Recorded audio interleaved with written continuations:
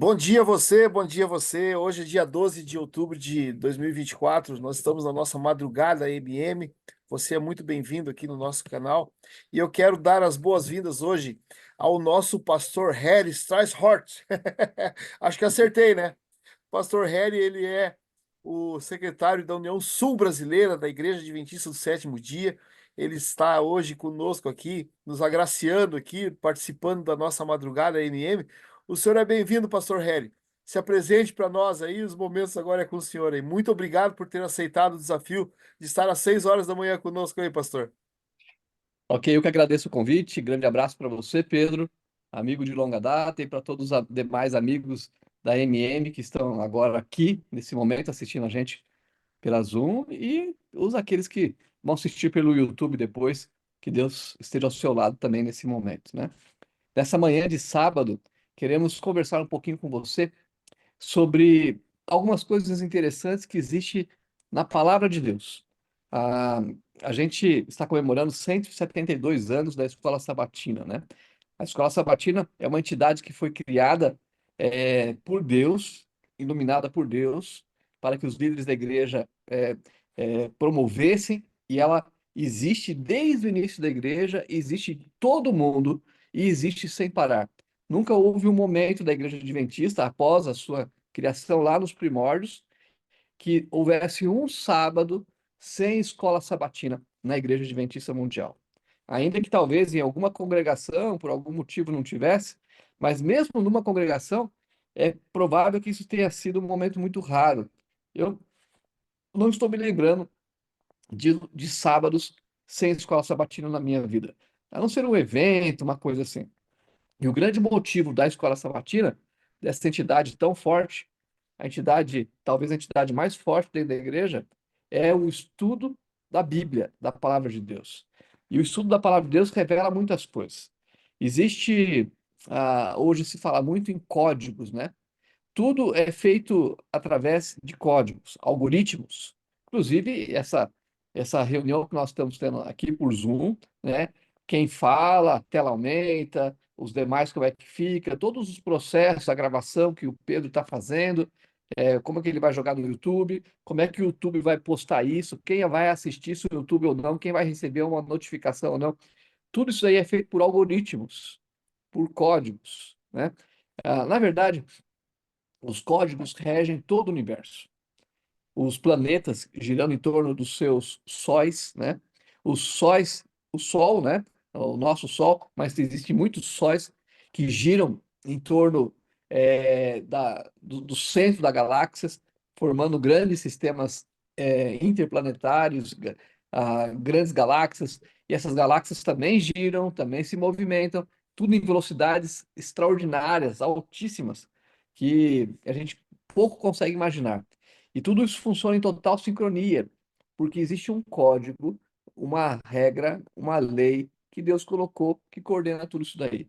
E nós vamos ver como é que isso se aplica na nossa vida, no nosso dia a dia. O nosso dia a dia também é regido por códigos. Deus, claro, não só sabendo disso, porque Ele é o criador disso, né?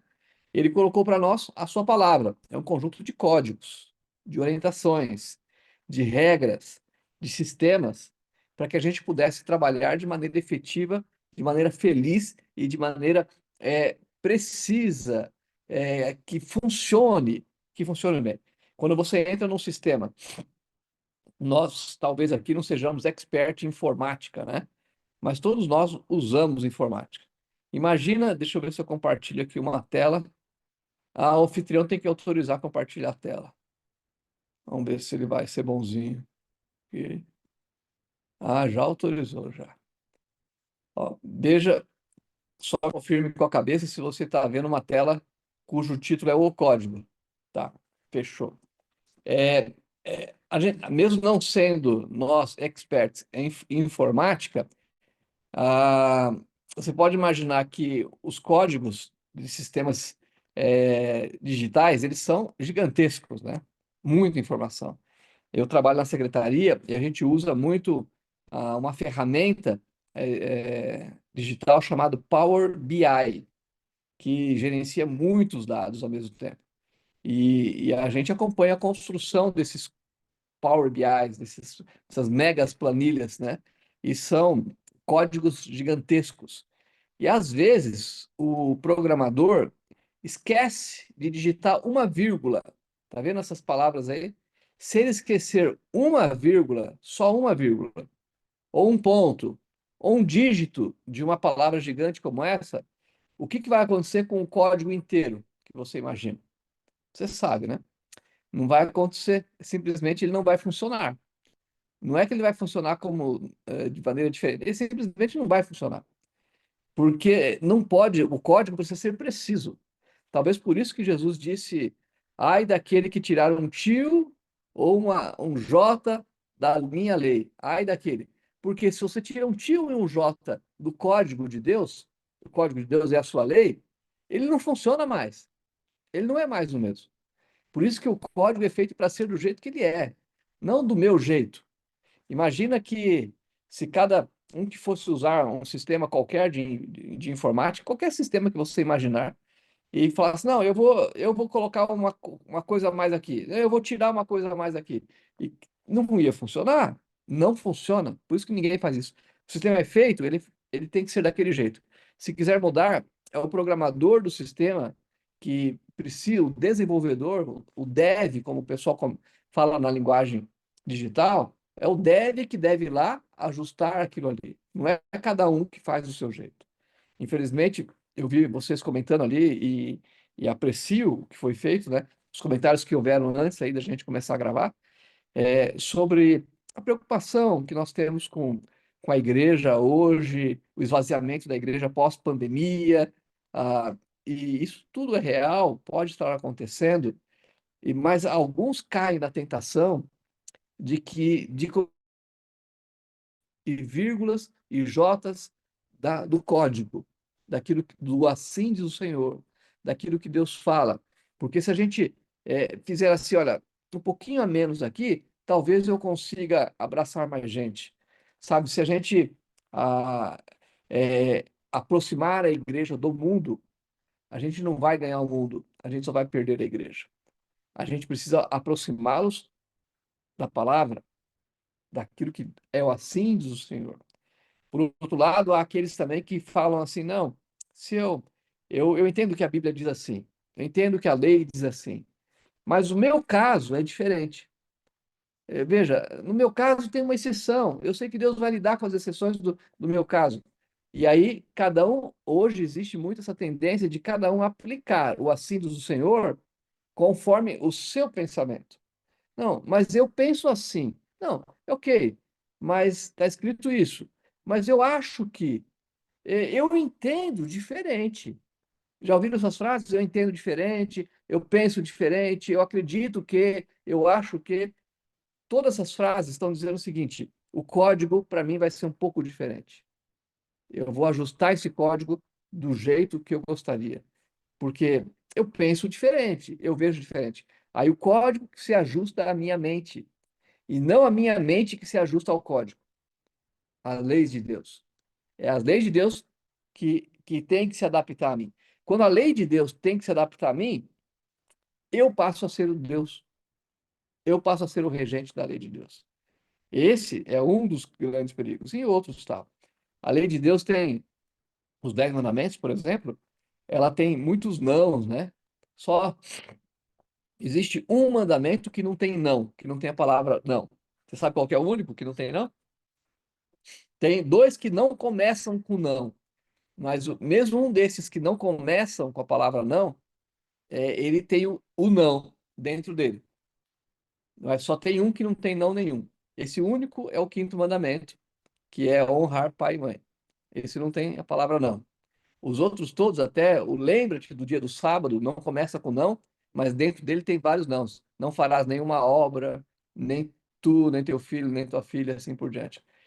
E alguns pensam assim, puxa vida, por que tanto não, muito negativo? Hoje, eu acho que seria melhor se os mandamentos fossem um linguajar mais positivo, né? Sabe, um dos grandes problemas que os seres humanos têm para amadurecer, e eu sei disso por experiência própria, e você talvez passou por ou passa por essa dificuldade também, é saber dizer não. A gente tem muita dificuldade em dizer não para os outros e dizer não para mim mesmo, né? Pensa nos problemas que você tem de saúde, por exemplo, mas pode pegar qualquer outra área, procrastinação, sociabilização, relacionamento, é que muitas vezes você não conseguiu dizer não para si mesmo. Ah, eu sei que eu não devo, mas eu não consigo. E você não sabe dizer não para si, não sabe dizer não para os outros, né? Quando pedem para você fazer uma coisa e você não aprendeu algo que as crianças, que Deus fez o mundo para as crianças aprenderem isso de pequenininho, né? Qual é a primeira palavra que as crianças aprendem? Alguns imaginam que é papai e mamãe, mas não é.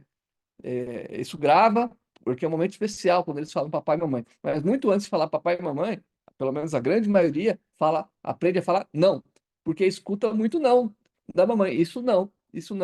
E eles rapidamente aprendem a falar não. E Deus quis ensinar isso para o seu povo. Por isso tem tantos nãos, como é crucial. Mas esse é só um detalhe. Esse aqui é um código antigo também, código de Hammurabi, que tinha muitos nãos também, mas eu quero me ater no código especial nosso, da palavra de Deus. O capítulo da Bíblia que mais versa sobre a palavra de Deus é o Salmo 119. É o maior capítulo da Bíblia e também o que mais fala sobre a palavra de Deus. Cada verso, praticamente, é sobre a palavra de Deus ou algo em consequência a isso. E ali tem um verso muito conhecido que é lâmpada para os meus pés é a tua palavra e luz para o meu caminho. Salmo 119, verso 105. E esse que você está vendo na tela, como eu amo e medito, como eu amo a tua lei, medito nela o dia inteiro. É o verso 97, né?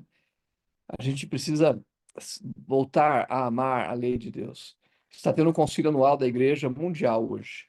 Eu estava vendo ontem pelo o YouTube e o lema desse encontro é, é, é, deixa eu ver se eu me lembro, porque estava em inglês, é, tornando-me fiel aos mandamentos de Deus e à fé de Jesus.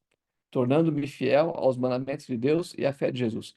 É uma referência à terceira mensagem angélica, às três mensagens angélicas, né?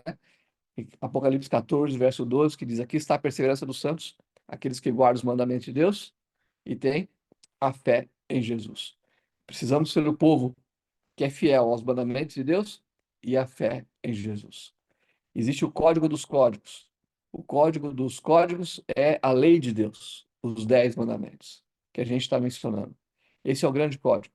Você já parou para pensar que essa é a única parte da Bíblia que Deus escreveu com o dedo dele? Eu acredito que vocês aqui que estão me assistindo hoje, muitos de vocês são profissionais liberais, são empresários, pequenos ou grandes, mas são empresários, têm funcionários empregados, ou trabalham como funcionários empregados, e você vai entender bem o que eu vou explicar. Quando o patrão, seja você ou outro, chega e fala assim: olha, isso daqui eu mesmo vou fazer. Isso aqui deixa para mim, isso aqui eu vou fazer. Não vou delegar para ninguém, eu vou fazer. Que recado ele passa quando ele disse isso aqui eu vou fazer? O que que o funcionário, o servidor entende que quando o chefe chega e fala isso deixa para mim, eu que vou fazer, eu mesmo. O que recado que passa? Passa que aquele assunto é de crucial importância. Todos os assuntos são importantes para a empresa, todos os serviços são importantes, mas aquele que o patrão fala, isso aqui ninguém mexe, eu que vou fazer, é porque ele tem uma importância muito especial. E é o que Deus fez com os 10 mandamentos. Deus falou assim, a Bíblia inteira, e ela é grande, foi escrita por profetas. Deus revelou e eles escreveram. Mas uma parte Deus falou para Moisés: Moisés, você escreveu 5 livros da Bíblia, o Pentateuco, mais o livro de Jó, 6. Agora, existe um pedaço que você não vai escrever nenhuma letra. Eu vou escrever, porque é um código. Precisa ser preciso. Cada letra, cada tio. Desculpa, mas eu tenho que escrever. E aí, como se não bastasse isso, assim, imaginando um diálogo, né, que pode não ter acontecido, mas Moisés tem falado: mas Senhor, então eu vou buscar um pergaminho para o senhor escrever, vou buscar papiro para o senhor escrever. Aí Deus falou: não, eu vou escrever em pedra.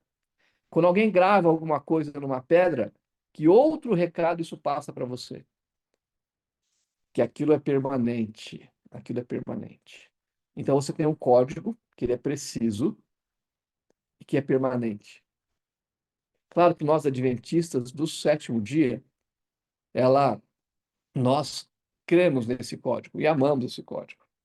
Mas, como já falei no começo, há uma tendência de você relativizar esses códigos ou até ignorá-los, mesmo entre nós. É uma pergunta só para você pensar, né? Cada caso é um caso. Pense e se lembre, você se lembra da última vez que você ouviu um sermão, sábado de manhã, sobre os 10 mandamentos? Você se lembra? Quando foi? Talvez, só talvez, faça bastante tempo. Faça bastante tempo. Porque nós estamos deixando de enfatizar aquilo que é a base, a estrutura principal desta igreja e da palavra de Deus e da mensagem que Deus deixou nesse mundo. Deus falou assim: tudo é importante, mas existe um pedaço aqui que vai ficar em pedra e eu vou escrever. E esse pedaço, ele guarda mistérios fantásticos. Um dia eu vou conversar com vocês sobre isso, mas eu quero hoje apenas fazer uma introdução, porque o tempo não é tão longo, ainda que esteja cedo, né? Mas um dia a gente vamos conversar mais sobre isso. Mas porque em verdade vos digo, até que o céu e a terra passem, nenhum i e nenhum tio jamais passará da lei, até que tudo se cumpra, porque é um código preciso, como a gente conversou. Olha outro lugar que Jesus fala: aquele, pois, que violar um desses mandamentos, posto que dos menores, e assim ensinar aos homens, será considerado mínimo no reino dos céus. Aquele, porém, que os observar e ensinar, esse será considerado grande no reino dos céus. Mateus 5:19. Veja, amigos, que como Deus leva a sério os 10 mandamentos. Jesus, que alguns acham que aboliu a lei, em diversas passagens reafirmou a lei. E, além disso, diz que não é para mexer nenhum ponto, nenhum vírgula, nenhum tio e nenhum mandamento. E a lei reserva segredos fantásticos, e por isso que o Davi percebeu isso e escreveu: desvenda os meus olhos para que eu contemple as maravilhas da tua lei. Há maravilhas escondidas ali. Deixa eu mostrar uma coisa para vocês sobre a relação da lei com o santuário. Você se lembra do santuário? Ele é o santuário do tempo de Moisés, né? Quando foi dada a lei, e ele era dividido em três partes. Havia o pátio, você está vendo aí, havia a parte do santo, é a primeira parte dentro do tabernáculo ali, do, do- da parte interna, né? O santo, e depois o santíssimo. Vamos ver o que tinha em cada uma dessas partes. No pátio havia o altar de sacrifício, onde o cordeiro era sacrificado, simbolizando naturalmente o sacrifício de Jesus por nós. Simboliza mais do que isso, a comunhão diária e tudo. Mas vamos resumir para a gente ir ao ponto, né? A pia, onde o sacerdote se lavava depois de sacrificar o cordeiro, ele usava o sangue, aspergia, então ele se lavava, demonstrando que a gente precisa se lavar para ir à presença de Deus. A gente precisa estar limpo na presença de Deus, de coração aberto, não no sentido de não ter pecados, obviamente, mas no sentido de tirar as máscaras, o orgulho, a falsidade, e ir sinceramente diante de Deus, e também no sentido de que você e eu precisamos passar pelo batismo, e se já fomos batizados, passar pelas cerimônias do lava-pés que foi Jesus que instituiu. Então, ele joga todo esse simbolismo. Lá dentro do espaço santo, você tem à sua esquerda um candelabro, à sua direita uma mesa de pães, e ao centro, no fundo, já na porta do Santíssimo, você tem um altar de incenso. O que simboliza cada um deles? O candelabro tem as 7 lâmpadas que iluminam. é, Isso simboliza Jesus, que é a luz do mundo. Ele é alimentado por óleo. O óleo é o símbolo do Espírito Santo. Você não tem como iluminar senão através do Espírito Santo. E essa luz que ilumina, que vem através de você, na pregação do Evangelho, no testemunho, no seu relacionamento com a sua própria família, essa luz não é sua, ela é de Jesus. É isso que simboliza. Através do Espírito Santo, mas ela é de Jesus. Os pães simbolizam o sustento, cuidado. Eram 12 pães, um para cada tribo. Os pão sempre foi símbolo do sustento. Até hoje a gente fala, eu vou sair para trabalhar para ganhar o pão, né, de cada dia. E, e Deus está dizendo nessa mesa o seguinte: quem sustenta vocês sou eu. Confie em mim, faça o que eu falo, me obedeça às minhas leis, não me roube, não transgrida nenhum dos mandamentos, nem o mandamento não furtarás, e nenhum outro mandamento. Você precisa estar na presença de Deus é, em obediência. E o último é o incensário. O incensário, ele soltava uma fumaça cheirosa, por causa das ervas que eram colocadas ali. E essa fumaça simbolizava as orações. E ele estava bem na porta do Santíssimo, porque ele queria, a mensagem que Deus queria passar é o seguinte: as suas orações, quando você ora, quando você fala comigo, as suas orações chegam no Santíssimo, chegam no meu trono, chegam na minha presença. Eu escuto tudo que você fala comigo. Eu escuto. Quando você se ajoelha para orar, amigo, fale com Deus, mas se imagine diante do trono, porque é assim que Deus te coloca quando você está de joelhos, diante do trono, diante dele. E ele escuta cada oração como se fosse a única. Esse é o recado que todo israelita entendia quando via aquela fumaça entrando no Santíssimo aqui naquele momento, né? E aí você vai para o Santíssimo. O Santíssimo, ele é um símbolo da cidade santa. E eu já vou explicar por quê. A cidade santa tem essa gravura que você conhece bastante, mas essa não é a, a gravura talvez mais correta com a descrição da cidade santa.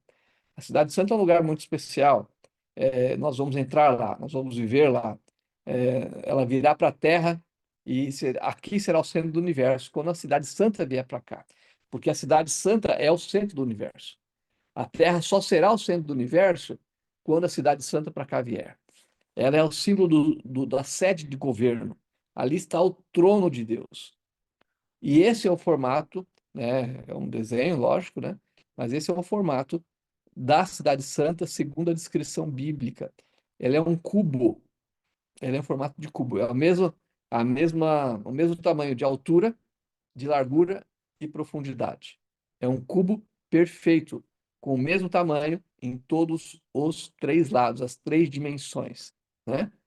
E daqui a pouco eu vou falar sobre as três dimensões também para você. E aí você vê ali, ó, como a cidade, o Santíssimo, que é a parte que nós estamos agora, ele é no formato de um cubo perfeito. Não só no desenho, mas na descrição de como seria construído, nas medidas em côvados que Moisés recebeu de Deus, descreve de maneira perfeita que o Santíssimo ele deveria ser obrigatoriamente no formato de um cubo perfeito. As dimensões do Santíssimo é a mesma largura, mesma altura e mesma profundidade. As três dimensões têm a mesma medida, formando um cubo perfeito. E dentro desse cubo perfeito há uma arca. Simboliza essa arca. Em cima dela tem dois anjos. Que tipo de anjos são? Anjos querubins. Aonde você encontra os querubins? Revelando na palavra de Deus, em Ezequiel, em toda a palavra de Deus, onde aparece querubins, eles estão, no Apocalipse também, sempre diante de Deus sentado no seu trono. Então, onde há querubins, há Deus sentado no seu trono. Então, você tem dois querubins em cima da arca.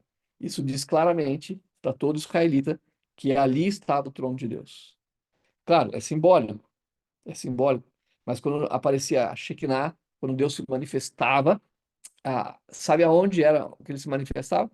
Ele se manifestava ali, naquele lugar, na arca de Deus, porque ali é o seu trono, simbolicamente falando, ainda que, mas ali é o seu trono.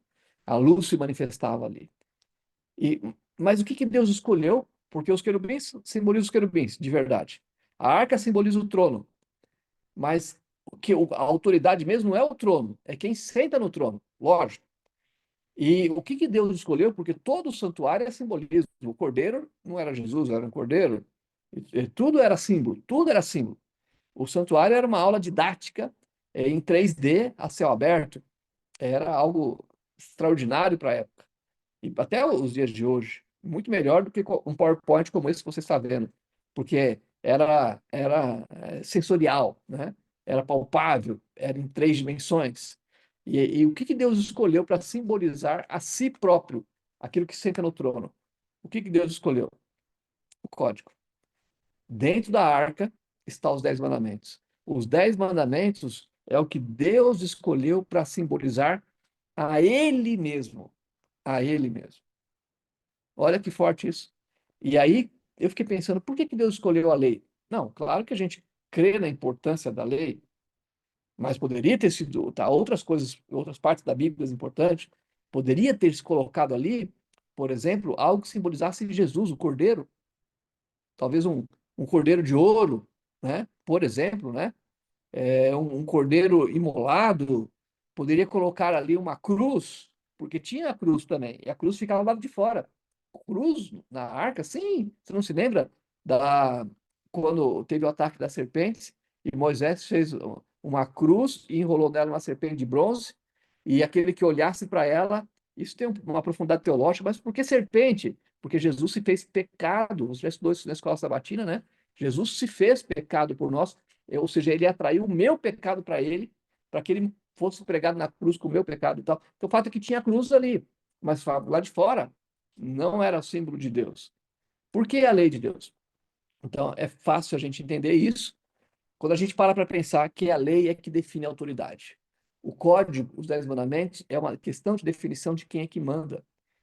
Mas por que que isso é importante? Porque esse preciosismo para ver quem é que manda não parece infantil? Não, pelo contrário. Qual é o pano de fundo que está por trás de todos os problemas que foram colocados aqui hoje no começo? Gente com fibromialgia, com problemas autoimunes, com câncer, com problemas de relacionamento. Porque todas essas mazelas que todos nós vivemos nesse mundo, o que está por trás de tudo isso? Está por trás de tudo isso, e nós, adventistas, no sétimo dia, entendemos isso muito bem, chama-se o grande conflito. E o que que é o cerne do grande conflito? É uma disputa de autoridade, de quem é que manda. Esse é o ponto. Deus sempre mandou no universo inteiro, até que um momento pequeno da história, felizmente, que é pequeno, mas muito triste, um anjo falou assim: não, não, não, eu não preciso que Deus mande em mim, porque eu sou iluminado, eu tenho uma mente superior, sou inteligente, eu sei o que é melhor para mim. E esse tipo de pensamento, só aqui um parênteses rápido, né? Está na mente de todos nós. Temos que lutar contra eles, inclusive nós adventistas. Não, eu sei o que é melhor para mim. Eu interpreto do meu jeito as leis e as regras e os textos bíblicos. Eu interpreto do meu jeito as orientações de Ellen White. Ela falou que é pecado isso, mas para mim não é pecado. Para mim não faz tão mal e tal. Satanás levantou esse discurso, ele é muito antigo, ele não é seu. Você está replicando. E ele disse: Nós anjos sabemos o que é certo e o que é errado. Ele não precisa de lei, lei é para criança. Nós somos iluminados. E aí Deus, não, vocês precisam de lei. Mas como, Senhor, se a gente é perfeito, não tem pecado e é uma inteligência perfeita? Por que que precisamos de lei? O que eles não entenderam, um terço dos anjos não entendeu, é que sem lei não há governo. Esse é o ponto. É a autoridade o X da questão. Como assim não há governo? Pense numa empresa. Existe um diretor, um presidente, o nome que você queira imaginar. E esse diretor dessa empresa, ele tem as leis, as regras, como é que funciona, horário de chegada, hora de saída, questão das horas extras, a produtividade, papapá, tem um conjunto de regras. Mas, de repente, essas regras não são mais seguidas, as regras do diretor. Tem um outro gerente lá, muito influente, muito capaz, muito carismático, e ele está colocando outras regras. E está todo mundo seguindo as outras regras do gerente, não do diretor. Bom, se assim o for, quem que manda na empresa? O diretor, cujas leis não são seguidas, ou o gerente, cujas leis são seguidas? Quem é que verdadeiramente manda na empresa? O gerente. O que isso quer dizer? Manda quem tem as leis cumpridas, quem as regras, cujas regras são cumpridas. Eu vou fazer outra ilustração que você vai entender melhor. Quem é que manda na tua casa? Ah, por que que é ela ou ele? Porque as regras dela ou dele é que são seguidas. É só por isso. Não tem a ver com quem manda mais, quem é maior, quem é mais forte, quem é homem, quem é mulher. Não tem nada a ver com isso. tem a ver com quem dá as regras e as regras que são seguidas pelo grupo, este é o que manda. Este é o que manda. Quem que manda nesse grupo que eu estou assistindo aqui? Eu estou imaginando que é o Pedro, porque ele fala, todo mundo obedece, né? Então, deve ser o Pedro. Agora, se o Pedro fala e ninguém dá bola, e outros começam a dar as regras e essas são seguidas, o Pedro já não é mais o líder. Ele pode até dizer, não, mas eu sou o presidente da MM, não sei qual geografia. Não importa o cargo que ele tem. O que importa é quem dá as regras segue. E aí que está o X da questão. O que isso tem a ver com a lei? Por isso que Deus não delegou para ninguém. Porque aqueles que seguem a lei de Deus obedecem a Deus e reconhecem que Deus é o soberano do universo. Aqueles que não seguem a lei de Deus, amigos, e aqui eu vou terminando com você o assunto, aqueles que não seguem a lei de Deus, por mais que se digam cristãos, por mais que sejam gente boas, eles não reconhecem que Deus é o soberano líder do universo. Ah, mas também não reconhece que é o diabo. Ok. Mas o diabo, ao contrário de Deus, ó, é, medite bem no que eu vou falar para você não me interpretar mal. Eu vou repetir, eu vou recomeçar. O diabo, ao contrário de Deus, não é ciumento.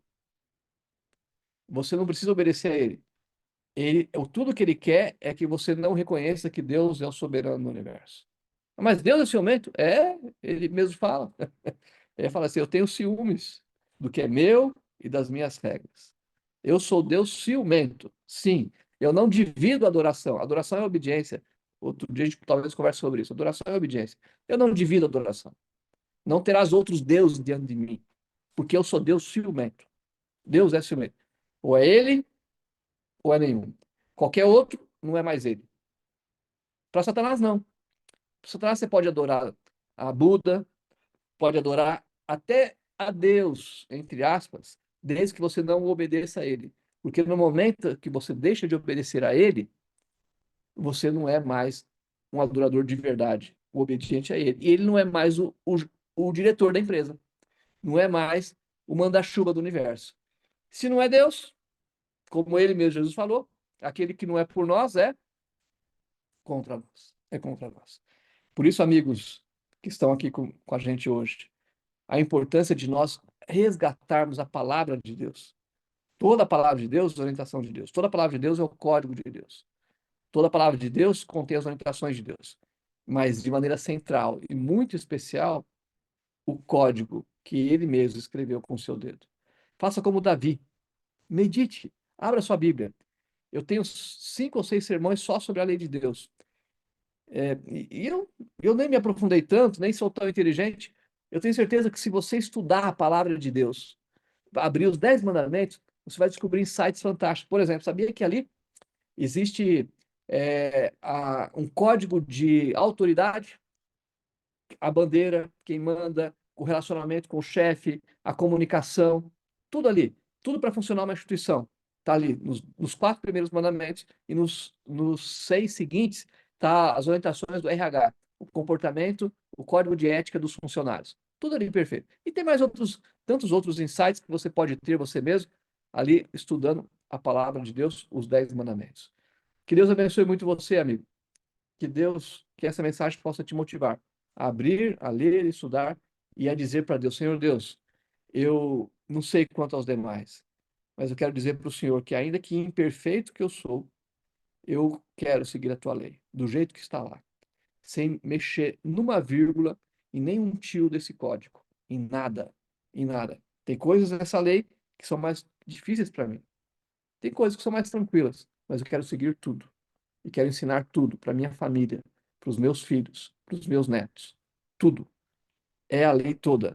Ah, mas eu sigo 90%. 90% é muito bom. 90% é uma nota excelente. Em código não funciona 90%. Em código não funciona nem 99,99%. Em código só funciona se for do jeito que está lá. Claro, Deus não está esperando perfeição de você. Ele espera entrega completa. Não perfeição completa, mas entrega completa. De dedicação, de decisão de fazer, de seguir o código e de declarar Deus como Senhor do universo. que você possa declarar a Deus como Senhor do universo, não da boca para fora, como muitos cristãos fazem, mas na prática. Por isso que Jesus disse: nem todos que dizem Senhor, Senhor, entrarão no reino dos céus. Ah, não? Então quem é que vai entrar? Aí ele mesmo fala: é aqueles que fazem, não é aqueles que falam, mas aqueles que fazem a vontade do meu Pai.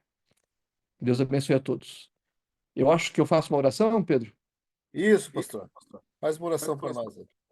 Senhor Deus, abençoe esse grupo querido, que tem um ministério muito especial, que eles possam ser conduzidos, dirigidos pelo Espírito Santo e também protegidos nas estradas, nos perigos, que envolve outros transeuntes, que o Senhor possa cuidar deles com os teus anjos, como tem feito até aqui. Nos ajude nesse momento a colocarmos a tua lei como centro da nossa vida, sempre, Senhor, como centro do nosso ser, da nossa família, da nossa igreja, que nós possamos seguir esse código à risca, como está lá, e exaltar o teu código, porque estaremos exaltando o teu nome, aquilo que simboliza a ti mesmo em seu trono. Em nome de Jesus. Amém. Amém. Amém. Amém. Amém. Amém. Obrigado. Pastor Harry, muito obrigado pela sua presença hoje aqui. Que Deus o abençoe e possa continuar usando o senhor no ministério.